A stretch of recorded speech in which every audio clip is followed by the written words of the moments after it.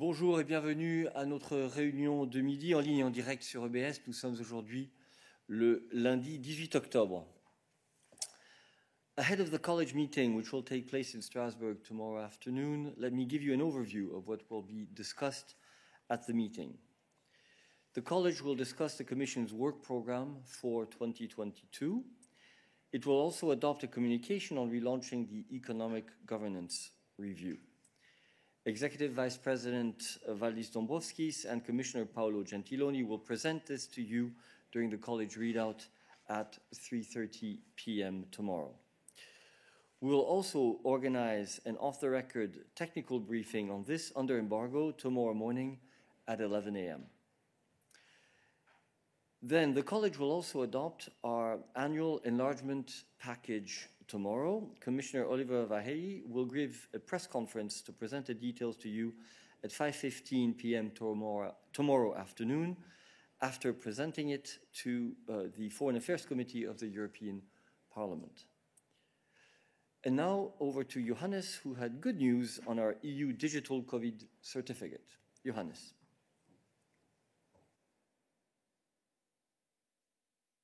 Thank you, Eric.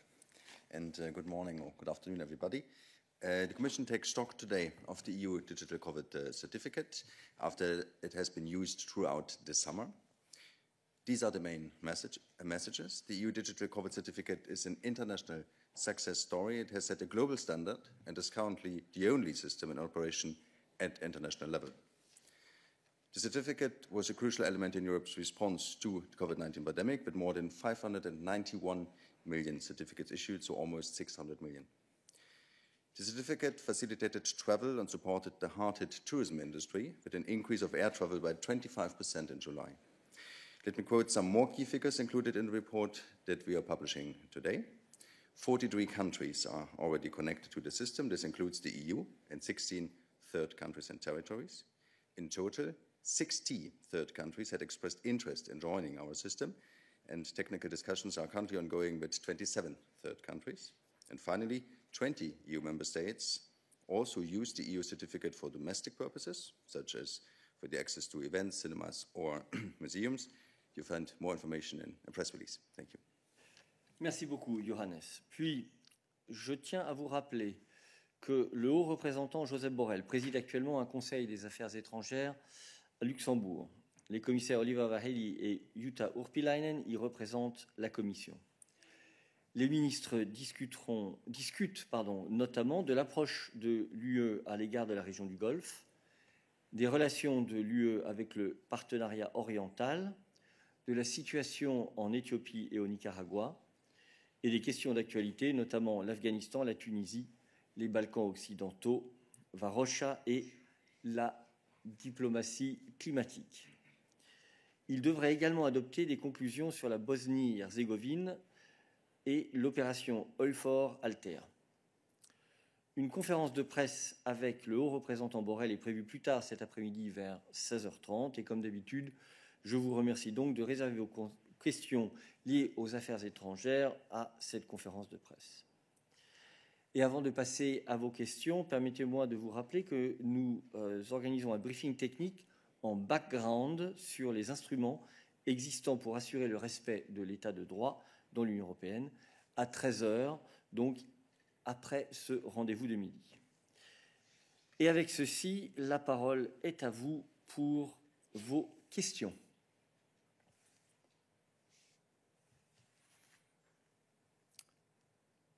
All right. Yes, please. Jess Parker from BBC News. I just was hoping for an update following the lunch between Lord Frost and Maroš Šefčovič on Friday, and to ask whether governance issues were discussed. Governance issues, okay. The role of the European Court of Justice, that sort of thing. So Dan is not here today, but Ariana replaces him.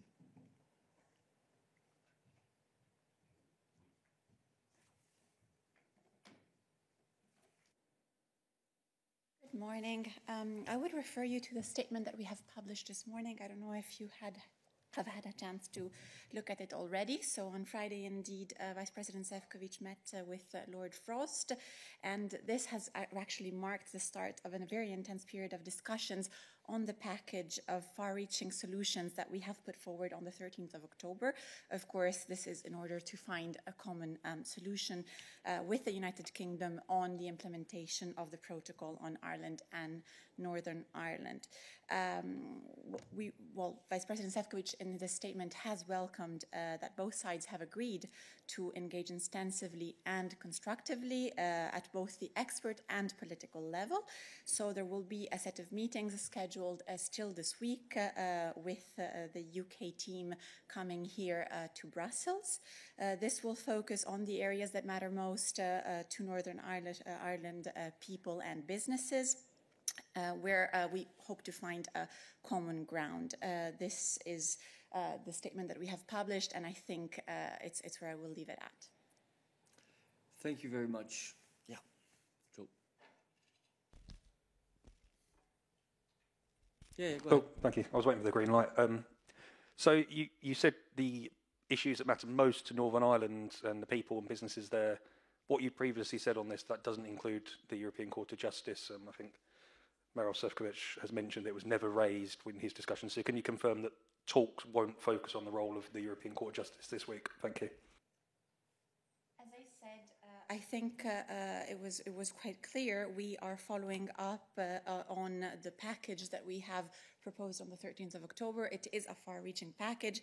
I am, of course, very happy to guide you through it once again. It focuses on 4 areas, but I think you have heard enough of it without me repeating. Of course, I'm here if you have further questions. Thank you. Other questions on this issue? Mose, a question on this issue. Actually, you're the only one with your hand raised, so you can ask a question also on another topic.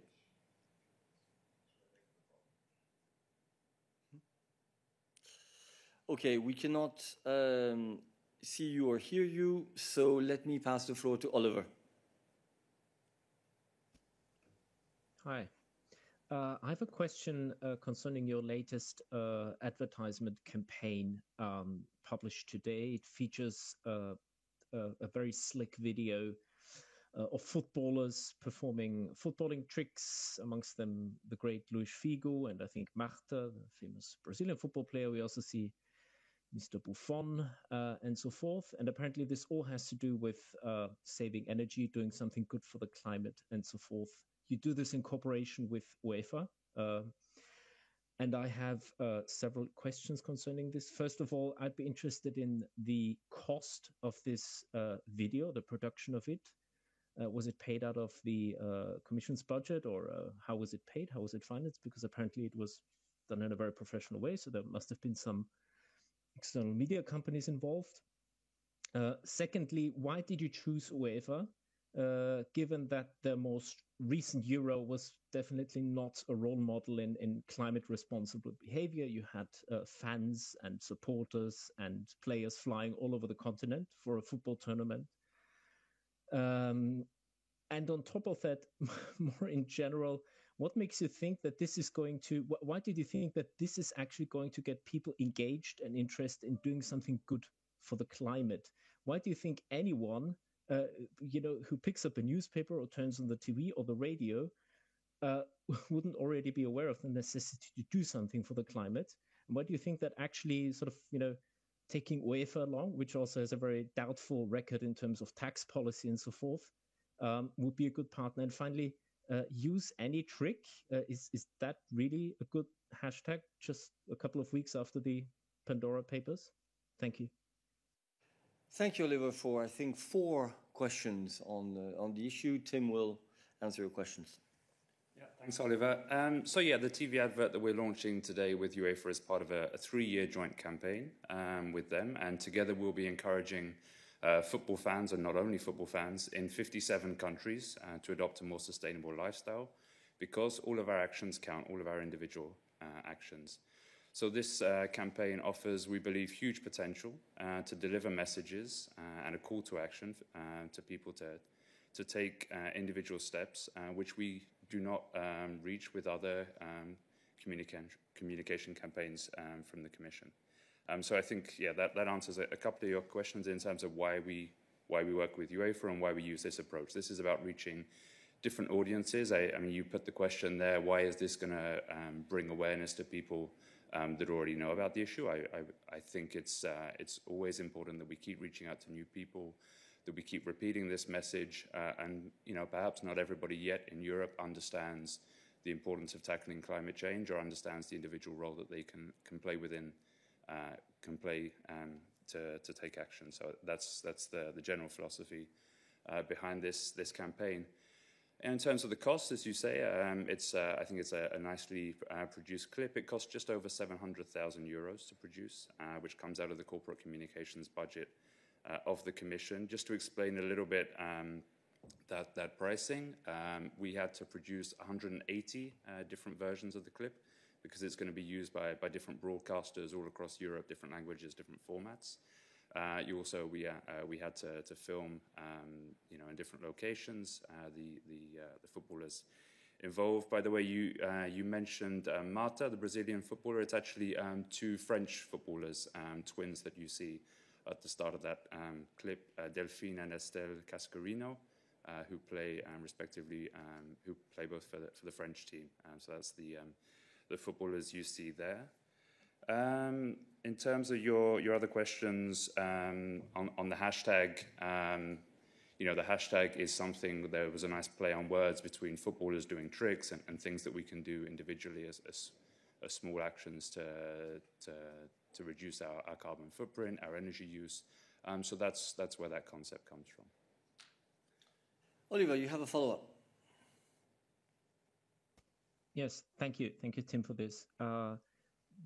What's the size of the media buy? Because 700,000, that's the cost of the production of the video, right? But I mean, if you want to show this on television or in plenty of different countries, you will probably have to buy advertisement there. So how much do you plan to spend on this? Or is it paid by somebody else? What's this going to cost? Thank you. Yeah, so I think that is it's a good story for us to tell in terms of the value for money and the effectiveness of this, because UEFA is providing the distribution of this clip free of charge. So as you rightly say, getting this kind of visibility across this number of matches and events would usually come with a high ad buy, and due to this partnership that we have, there is no cost for placing those ads. So in terms of estimations, we could be reaching potentially up to around 40 million people with each match. This campaign, this particular clip, will run through the duration of this season. It will be aired for the first time tomorrow and the UEFA Champions League matches. Also in the stadiums, by the way, on the LED screens around the pitch, not just in the TV advertising. And it will also be used across all of UEFA's other major tournaments, so the Europa League, Europa Conference League, Women's Champions League, etc. So, yeah, a very broad reach that we have. And as I said, this distribution is free of charge. Oliver, you have another follow-up, knowing your interest in football. Yeah, I also have an interest in the proper use of public funds. What does UEFA ask in exchange for granting you top-notch free, TV slots? And do you, in general, maybe Eric, have a comment on the fact that whenever UEFA is approaching countries to host a Euro, one of their standard conditions, and I know this because I reported about this before my European beat here, is that the countries hosting a Euro, whatever, oblige themselves not to ask for any tax. Basically, they give tax exemption to UEFA, to all the proceeds, to all the revenue they make. Do you have a comment on this? Is this good? No, I have no comment to make on that. I think that Tim has set out very clearly what are the objectives of the campaign. It is taking place in a very specific context with very specific objectives. I will let him answer your last question. Yeah, so I mean, the Commission has actually been working with UEFA since 2007 on a variety of different campaigns and actions. There's actually another nice clip which was done back then when it was a Get Active campaign focused on getting people out of their armchairs and getting them moving.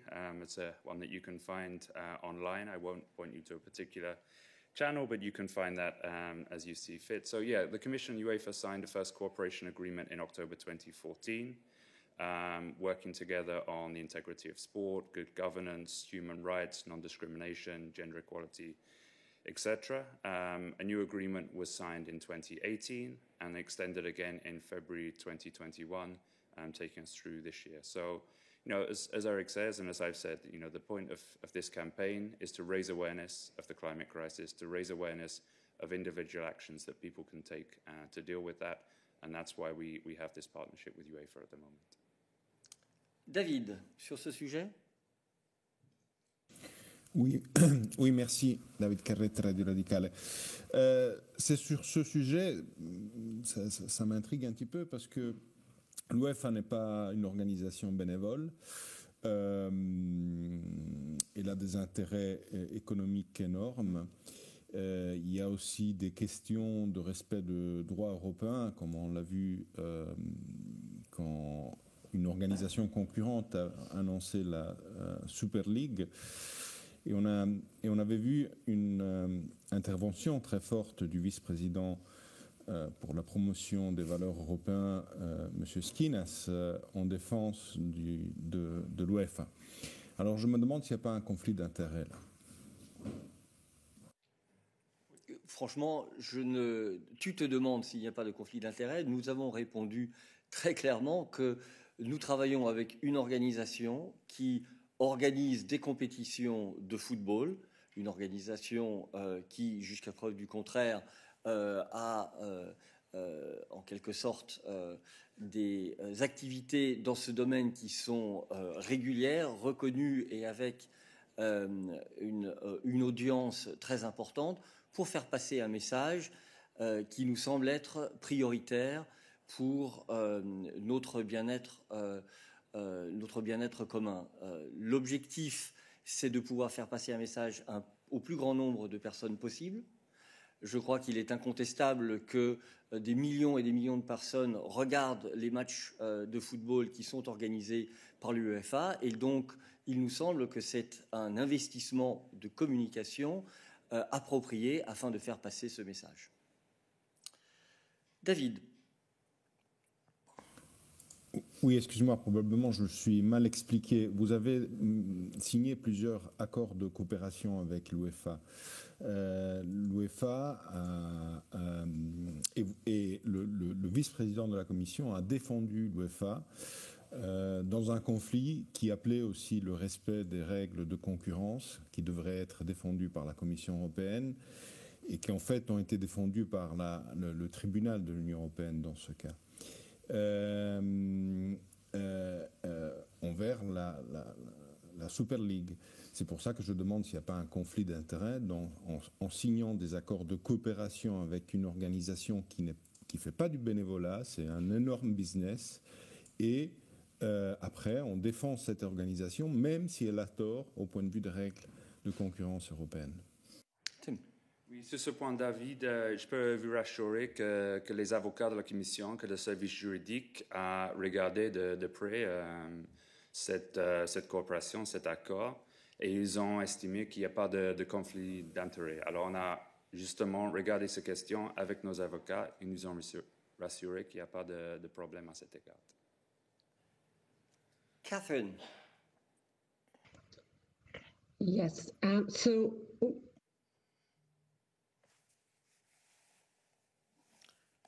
Yeah, sorry, apologies. Is that working?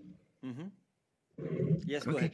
So I just wanted to ask about another conflict of interest with UEFA. I mean, I spoke with a Jewish group a number of years ago who complained that UEFA wasn't taking enough action about anti-Semitism and particularly anti-Semitic chanting at matches. At the time, this organisation was saying that matches should be stopped if this happened. Is this something that you agree with? They've also been criticised for not doing enough about racism in football. Again, is this something that you will be asking them to do something about? Because if we are, as Europe, promoting the agenda, the green agenda, in this particular way through this particular sport, surely it should be in keeping with European values and in the instance of anti-Semitism with your recently proposed anti-Semitism strategy. Thanks. Catherine, on this point, I mean, you're getting more into the global, the sports governance side of things, and a lot of those questions would be for you to ask UEFA specifically about what they're doing. But what I can say is that, tackling racism is part of the arrangements, the discussions we've had with UEFA over many years. If you've watched the Champions League and other events, you will have seen very prominent adverts about kicking racism out of football. It's something where the football community is very mobilized, and of course, it's important for us that these values align with European values. And I think we're very clear on these issues. UEFA is very clear on these issues, and in terms of the implementation and what is being done in stadiums and with the football community, that's a question that's best addressed to UEFA themselves. Remo.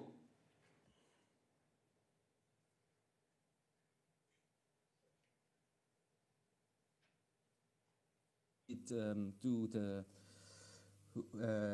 ad, was it the Commission's internal services or was it an external contractor? And if it was an external contractor, what's the name of the company? Thank you.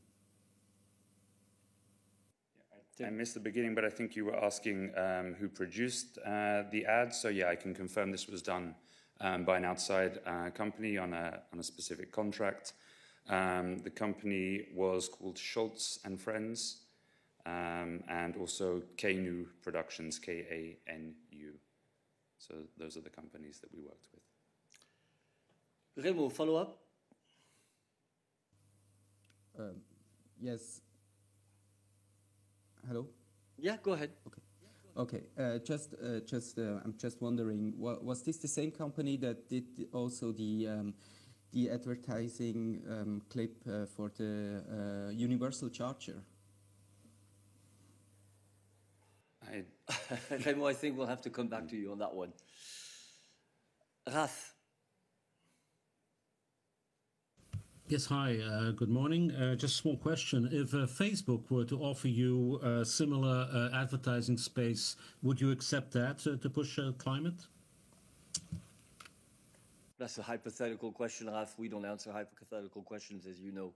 Look, what we're trying to do is to pass the message on the need to tackle climate change through appropriate channels. This is one such way of doing so. It doesn't exclude that if the opportunity arose that we would not use other means. For the moment, this is a campaign that we have just launched, and we hope that it will be as successful as possible. Is it on this, Marta? No? Any other questions on this? No, thank you very much. Please. Hi, it's for Team 2. It's energy issue. It seems like nearly 20 leaders of European electricity companies have sent a communication or a letter to EU leaders just asking them to be careful with the measures they take or they implement, because they think they don't point at Spain, but it seems so. They think these measures make energy more expensive for industry and discourage investments, and so they impact seriously in the transition. So I'd like to know, first of all, if you're aware of this letter, if you have received something or anything, if you share these concerns, and if you are planning to talk with the European leaders in the next European Council, asking them to take care with this kind of issue and with the measures they implement in the future. I have seen press reports of this paper or letter that you're mentioning. We've asked colleagues to check if this is something which has been received by the Commission. I can come back to you on that if it's been addressed to any of our commissioners. But I mean, in general, I think you know well what our position is on the current situation. We presented last week the energy prices communication with a toolbox of measures in the short term to tackle the price rises this winter, and the more structural medium-term measures which could potentially be envisaged to make sure their energy system is robust and continues to fulfill all of its objectives. The European Council will be discussing these topics this week, and as you know, President von der Leyen is a member of the European Council and is part of those meetings. Thank you. Any other questions on energy for Tim? I only see one hand raised. Don't know if it's on energy or something else. Mose, we couldn't connect earlier. Let's try it this time. Go ahead. Yes, thank you, Eric. In fact, I had another question, but now when we're entering the energy issue, I would like to follow up also on energy prices and last week's communication on tackling the increased energy prices, which, according to the Commissioner and the communication, depends on the increase of demand of natural gas. But I remember also that the Commission wrote there was a problem with the supply of natural gas. And we also know that Europe is very much dependent on import of gas from Russia, perhaps up to 40%. And most of that gas obviously comes from the Arctic region. And I didn't find anything in communication about diversifying the supply of natural gas to Europe, let's say in the medium term, during the transition period to more renewable energy sources. So I wonder if you could clarify that issue of diversifying supply of natural gas. Thank you. I'm not sure I understand your question, Mose. Is it about diversifying supplies of natural gas, or is it diversifying energy supply in the sense of building renewables?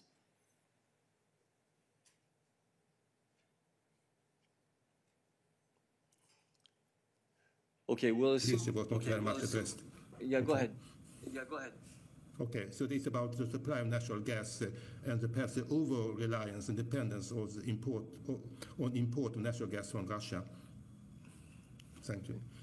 Yeah, well, I think, Mose, what we made very clear, what members of the College have made very clear is that our priority in terms of reducing our dependence on foreign fossil fuels is to keep investing in renewable energy and energy efficiency in Europe. That brings down our overall dependence on imported fossil fuels, including natural gas.